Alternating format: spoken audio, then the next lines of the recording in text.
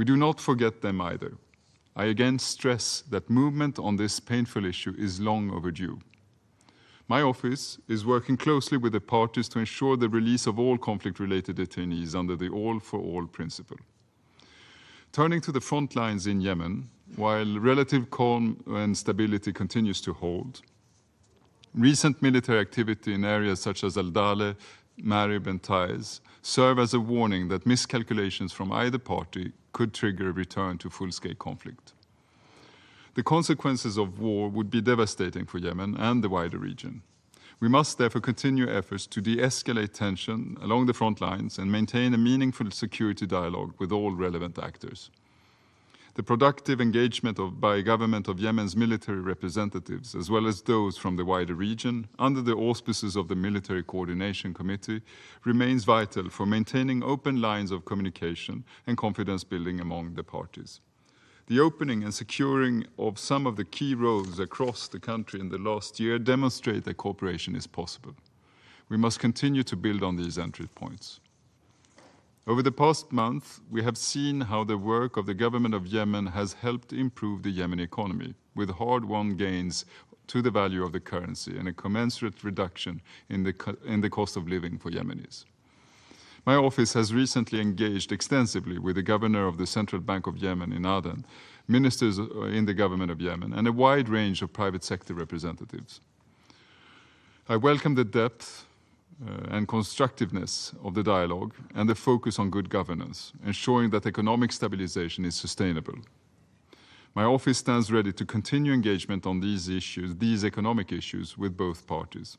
Only through collaboration, by depoliticizing national institutions, and by taking a nationwide view, can Yemen's full economic potential be realized.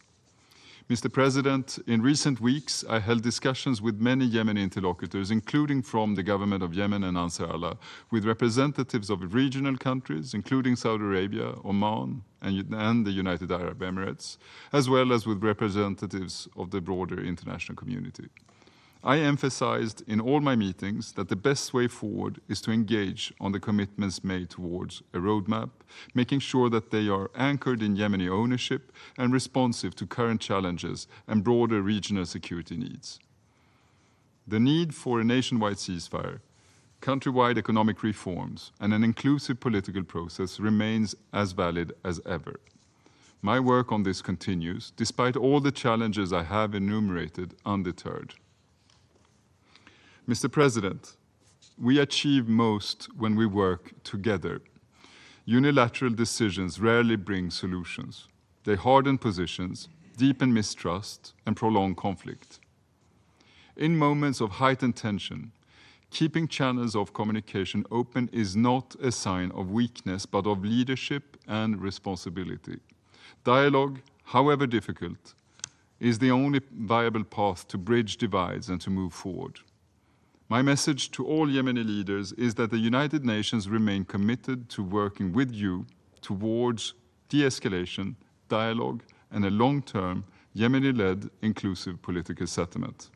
This is how we can ensure stability and prosperity for Yemen.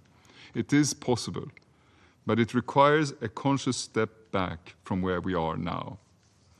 I want to thank the members of this Council again for their united and steadfast support for this goal, and for your role in supporting an agreement that is credible for Yemenis, supported by the region, and insulated from wider geopolitical shocks. Thank you very much, Mr. President. I thank Mr. Grunborg for his briefing, and I give the floor to Mr. Tom Fletcher.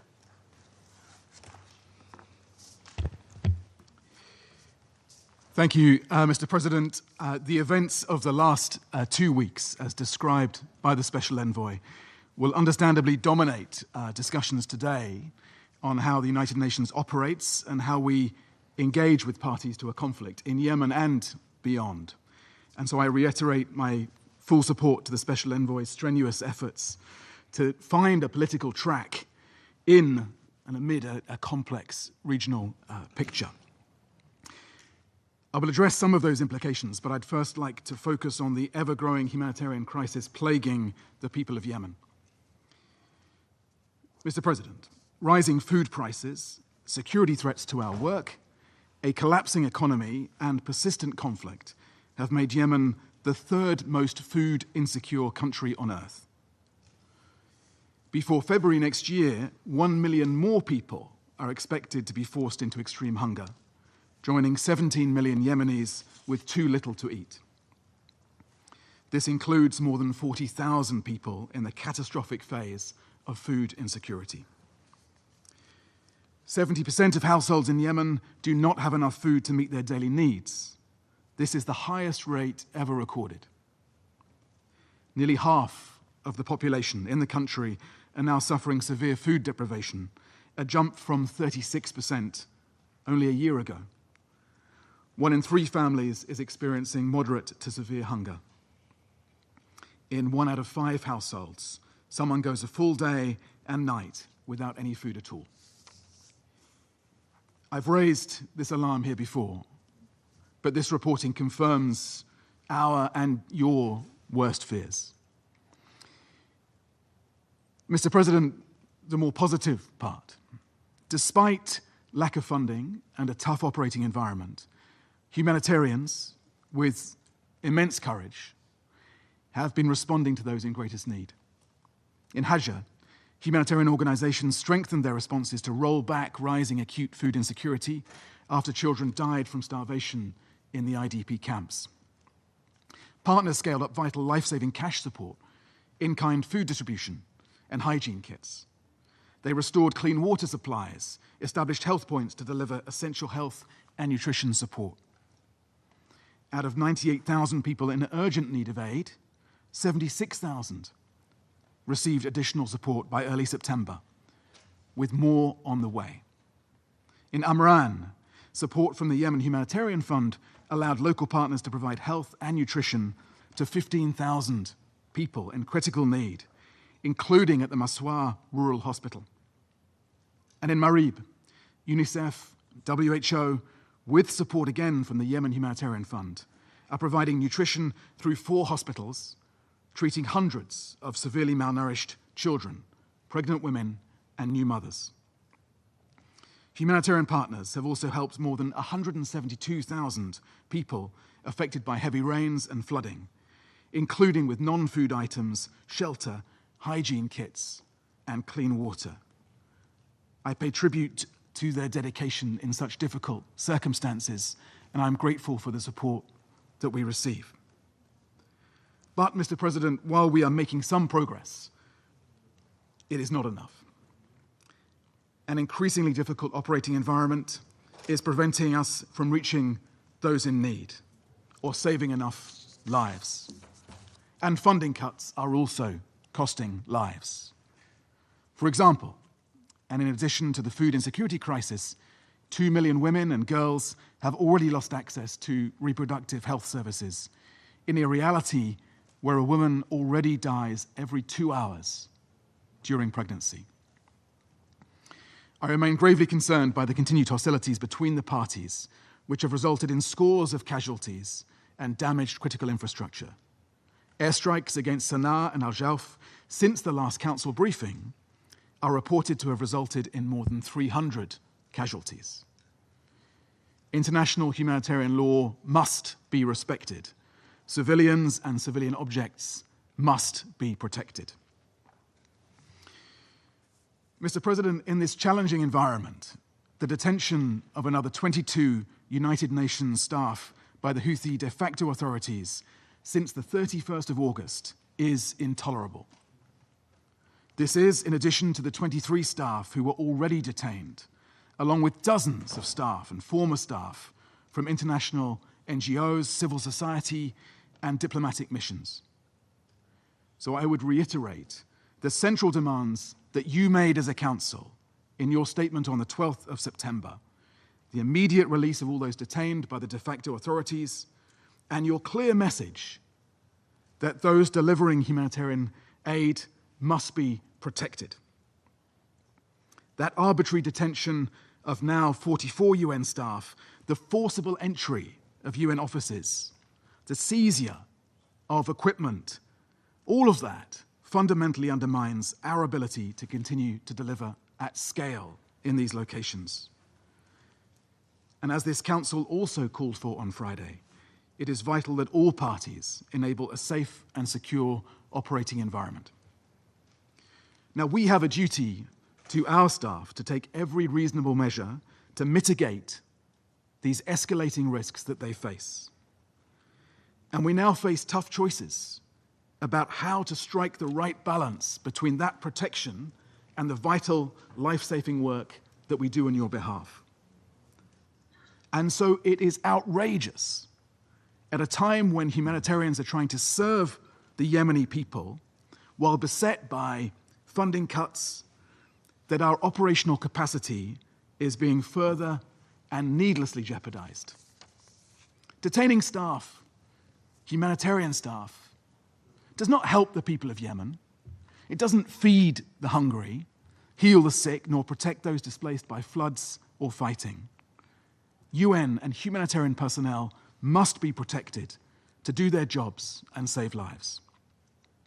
The people of Yemen, wherever they may live, must receive the humanitarian aid that they need. They deserve a future of greater security, justice, and opportunity. So, Mr. President, I close with three simple calls to action. Firstly, the immediate release of all colleagues who are arbitrarily detained. And if you have influence, you must use it. Secondly, the return of UN compounds by security forces to ensure that humanitarian partners can do their work.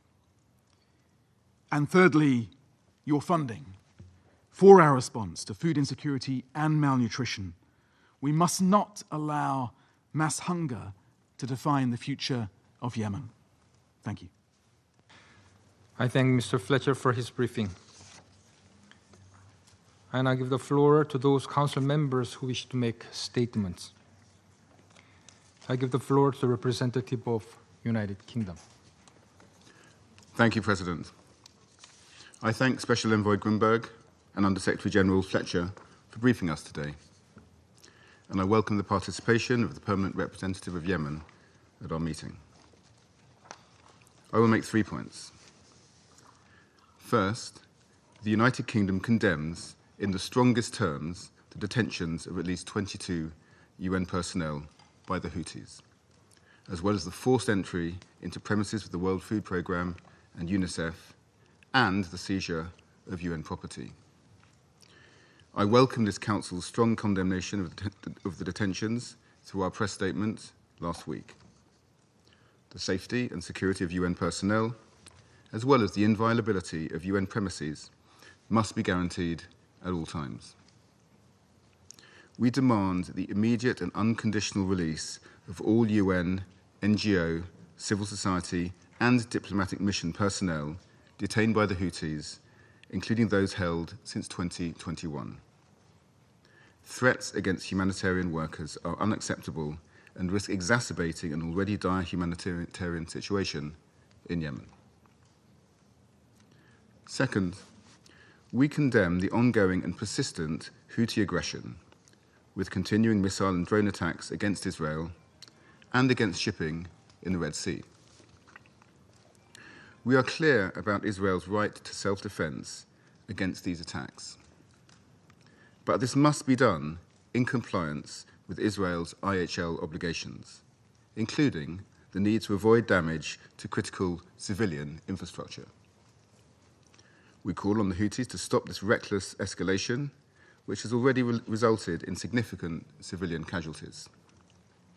We urge all parties to exercise restraint. And third, the UK reiterates our concern at the deteriorating humanitarian situation in Yemen as set out by USG Fletcher. The number of people who are food insecure is likely to rise to over 18 million in the next 6 months. And the UK has dedicated $79 million this year specifically to address food insecurity.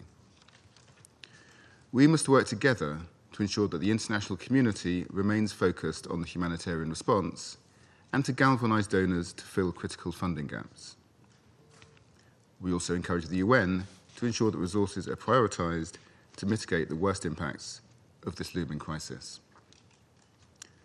President, The UK remains resolute in our support to the efforts of the Special Envoy and his team in charting a path towards lasting stability and security in Yemen. I thank you. I thank the representative of United Kingdom for the statement. I now give the floor to the representative of Somalia. Mr. President, I have the honor to deliver this statement on behalf of A3+, namely Algeria, Guyana, Sierra Leone, and my own country, Somalia. We thank the Special Envoy Hans Grunberg and USG Tom Fletcher for their comprehensive briefings and welcome the participation of the Permanent Representative of Yemen in this meeting. At the outset, the A3+ reaffirms its steadfast support for the efforts of the Special Envoy in facilitating a political settlement through Yemeni-led, Yemeni-owned political process based on agreed references. We stress once again that dialogue, compromise, and inclusivity remain the only path toward a sustainable solution for the conflict and alleviation of the suffering endured by the Yemeni people. Mr. President, on the security front, A3+ members expressed deep concern over the fragile and deteriorating security situation in Yemen and the wider region. The group reiterates the urgent need for coordinated efforts to de-escalate the tensions and protect the civilians. The A3+ notes with cautious optimism that there have been no new attacks in the Red Sea since the last report of this Council. This development is welcome as it contributes to the regional stability and demonstrates the value of restraint in avoiding further escalation. A3+ reaffirms that ensuring the safety and freedom of the navigation in the Red Sea and the Gulf of Aden is vital to the international peace and security, and stresses that these waters must not become an arena of confrontation. However, we remain deeply concerned over the continuous cycle of hostilities between Al-Ansar Allah and Israel in its repercussions inside Yemen and for the region. A3+ strongly condemns the latest Israeli strikes on Yemen that have caused 35 fatalities and injured 131 people. We also reiterate our appeal for an immediate, unconditional, and permanent ceasefire in Gaza, recognizing that the ongoing conflict has also negatively impacted peace efforts in Yemen. In this context, A3+ emphasizes the need to prevent further regional spillover of the conflict and its impact on the security and stability in the region and beyond. In this regard, we reiterate the necessity to address the root causes contributed to the regional tensions and encourage enhanced diplomatic efforts by all. On the humanitarian front, we remain gravely concerned by the dire situation in Yemen. We take careful note of OCHA's briefings and underline that millions of civilians continue to face an acute food insecurity, severe economic decline, and lack of access to essential services. Humanitarian needs are rising even as the funding shortfalls constrain the response. We emphasize that international humanitarian law must be respected at all times, that humanitarian access must be guaranteed, and that the protection of civilians, especially women and children, must remain a central priority. Mr. President, while we welcome the recent release of Ms. Lana Katau, Deputy Director of UNICEF, and the A3+ reiterates strong condemnation of the arbitrary detention of the UN, humanitarian staff, national and international NGOs, and civil society organizations, and diplomatic missions personnel by the Houthis. The recent detention by the Houthis and forced entry into the UN premises are clear violation of their obligations under international humanitarian law. Such actions are unacceptable and severely hinder efforts to deliver assistance and promote peace in Yemen. In this regard, the A3+ reiterates its firm demand for the immediate and unconditional release of all arbitrarily detained persons since 2023, including UN staff. A3+ calls on all parties to exercise maximum restraint to refrain from unilateral actions that risk undermining the prospect for peace, and to engage constructively in a good faith with the United Nations-led process. We also underscore the important role of the regional actors in creating an environment conducive to dialogue and de-escalation. Finally, A3+ reaffirms its strong commitment to the sovereignty, unity, independence, and territorial integrity of Yemen. We will continue to support the efforts of Special Envoy, OCHA, and other broader United Nations system in advancing peace, alleviating humanitarian suffering, and ensuring a stable and secure future for Yemen and its people. I thank you. I thank the representative of Somalia for the statement. I now give the floor to the representative of China. President, I thank Special Envoy Grundberg and USG Fletcher for their briefings. I also welcome the presence of the representative of Yemen at this meeting. The past month has witnessed increased instabilities in the Middle East and renewed tensions in Yemen. The sharply escalated military clashes between the Houthis and Israel, coupled with the accelerated deterioration of the humanitarian situation in Yemen, are a source of grave concern. We commend Special Envoy Grundberg's good offices. We look forward to all parties in the international community to bring forth their positive role and provide constructive assistance to de-escalating the situation and relaunching the peace process. Allow me to make 4 points. First, a resumption of dialogue and negotiations is the only way forward. Given the long-standing confrontation between the parties, a resolution cannot happen overnight. Under no circumstances, however, should the correct option of political settlement be discarded. The top priority now remains to bring the parties back to the negotiating table to gradually dissolve differences and resolve disputes, work towards an early reconciliation and economic reconstruction. Second, maintaining stability is of paramount importance. The recently renewed hostilities between the Houthis and Israel has showcased growing intensity and frequency of the conflict. We urge the parties to stay calm and exercise restraint to prevent further escalations. Yemen's sovereignty and territorial integrity must be respected by the international community. It is imperative that the Houthis respect the navigational rights of commercial vessels in the Red Sea in accordance with international law, thus ensuring the security of the Red Sea shipping lanes. Third, alleviating the ongoing humanitarian catastrophe is a pressing imperative. Food insecurity in Yemen has reached an all-time high, with projections indicating potential localized famine this month. Women, children, and other vulnerable groups are the most disproportionately affected. We call on the international community to provide more urgent humanitarian assistance to Yemen to immediately curb this deteriorated, widespread food crisis. Fourth, abiding by humanitarian principles is an unequivocal baseline. Protecting civilians and civilian infrastructure is an obligation under international humanitarian law binding on all conflict parties. The UN agencies in particular must not be targeted. China is deeply concerned over the recent detention of more than 20 UN staff, an act that is utterly unacceptable. We call on the Houthis to immediately and unconditionally release all detainees.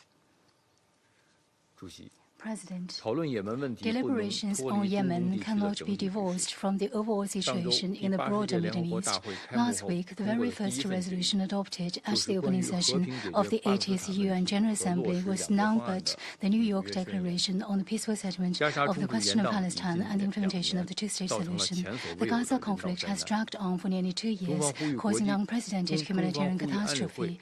China calls on the Security Council and the international community to use all means necessary to end the fighting in Gaza immediately, ease the humanitarian situation, and advance de-escalations as a means to create conditions for resolving the issues of Yemen and the Red Sea. I thank you, President. I thank the representative of China for the statement. I now give the floor to the representative of Denmark. Thank you, Mr. President. And I also thank Special Envoy Grundberg and Undersecretary General Fletcher for their briefings. And I welcome the participation of the permanent representative of Yemen to our meeting today. Mr. President, for the past month, we have seen an alarming escalation in the region and in Yemen, where the Houthis' actions continue to threaten the well-being of the Yemeni people. Allow me to raise 3 points. First, Denmark strongly condemns that the Houthis' arbitrary detentions of the 19 UN personnel on August 31st. We underline that UN personnel must never be targeted or detained while carrying out their duties. We strongly urge the Houthis to comply with their international law obligations. We also condemn the forced entry into the premises of the UN and the seizure of UN property. Both new and previous arbitrary detentions of personnel from the UN, international and national civil society organizations, and diplomatic missions are entirely unacceptable. We call for their immediate and unconditional release. We recall that the work of UN personnel is carried out in accordance with the humanitarian principles of humanity, impartiality, neutrality, and independence. Attempts to undermine these principles impede the UN's ability to deliver assistance and advance peace in Yemen. We extend our full support to the UN in taking the necessary precautions to ensure staff safety and to bring their detained colleagues home. The security of UN personnel must always be prioritized. Mr. President, my second point. The new wave of detentions comes at a time when the humanitarian situation is becoming even more dire. Since August, deadly floodings have displaced tens of thousands of Yemenis. This in turn has worsened public health risks such as cholera at a time when health facilities are already overwhelmed. As we heard from USG Fletcher, food insecurity is also soaring at an alarming pace, with some pockets of the population now likely to face catastrophic levels of food insecurity, according to the IPC. Along with restrictions on the delivery of aid, funding shortfalls severely restrict the humanitarian community's ability to deliver. We commend the UN and its partners for their efforts to stay and deliver despite these challenging circumstances. For our part, Denmark will continue to contribute to addressing the dire humanitarian crisis in Yemen, having donated more than $215 million in humanitarian response since the beginning of the conflict. We call on the international community to help alleviate the suffering of the civilian population. Mr. President, my final point. These developments are taking place in a context of deeply concerning regional escalation. We condemn the Houthis' continuous attacks on Israel and call on all sides to de-escalate and to protect civilians and civilian infrastructure in line with their obligations under international humanitarian law. In the same vein, the Houthis' continued attacks on commercial shipping in the Red Sea must stop. Freedom of navigation must be ensured. Endangering the lives of civilian seafarers and threatening the marine environment is completely unacceptable. Recent Houthi missile and drone attacks demonstrate the extent of external support for the Houthis in expanding their military capabilities. The recent seizure of 250 tons of arms on its way to the Houthis underscores that violations of the arms embargo continue. Denmark stands ready to support initiatives that can strengthen enforcement of Resolution 2216. Mr. President, to conclude, all parties must demonstrate renewed commitment to advance a political agreement that leads to a sustainable peace in Yemen. Recent agreements on road openings and water management offer glimpses of hope, but such confidence-building measures must translate into sustained political progress. We fully support the UN Special Envoy in his efforts to steer the way towards a Yemeni-owned, Yemeni-led political solution to the conflict. I thank you. I thank the representative of Denmark for the statement. I now give the floor to representative of Panama. Sorry. Thank you very much, President. We'd like to thank the Presidency of the Council for convening this meeting. The UN Special Envoy for Yemen, Hans Grunberg, and the Under-Secretary General for Humanitarian Affairs and Emergency Relief Coordinator, OCHA, Tom Fletcher, we thank them for their valuable briefings. And also the distinguished representative of Yemen with us in the room. We extend to you a cordial welcome. The undue seizing of UNICEF property and of the World Food Programme constitute a blatant violation of international law and the fundamental principles of this organization. These actions are absolutely unacceptable and cannot be tolerated. Meanwhile, the population of Yemen requires humanitarian assistance, with approximately 17.1 million people facing severe levels of food insecurity. The detention of aid workers not only disrupts this essential work, but also discourages those that are willing to provide support by putting their safety at risk. For this reason, Panama reiterates its urgent call for the immediate and unconditional release of all those that have been arbitrarily detained, including representatives of the United Nations, non-governmental organizations, national as well as international, and also members of civil society and the diplomatic corps. We also recognize, and once again we express our full support to the UN Special Envoy for Yemen, Mr. Hans Grunberg, in his excellent mediation efforts on this matter. President, in recent weeks, we have closely followed the developments in Yemen amid increasing signs of tension and escalation, both in Yemen and across the region. For this reason, we demand that the Houthis refrain from carrying out provocative and unilateral attacks that could trigger a larger crisis in Yemen, further jeopardizing the already fragile stability of the country and the region. Likewise, we call on all states to refrain from carrying out retaliatory attacks. These only worsen the humanitarian situation and have a direct impact on the Yemeni civilian population. The region cannot and must not, under any circumstances, be dragged into another large-scale conflict.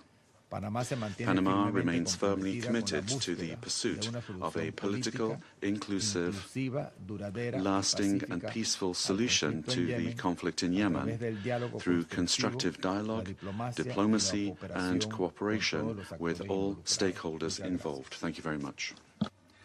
I thank the representative of Panama for the statement.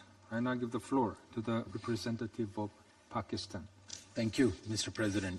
We thank Special Envoy Hans Grunberg and Under-Secretary General Tom Fletcher for their comprehensive briefings. I welcome the participation of the permanent representative of Yemen in the meeting. The broader situation in the Middle East remains concerning.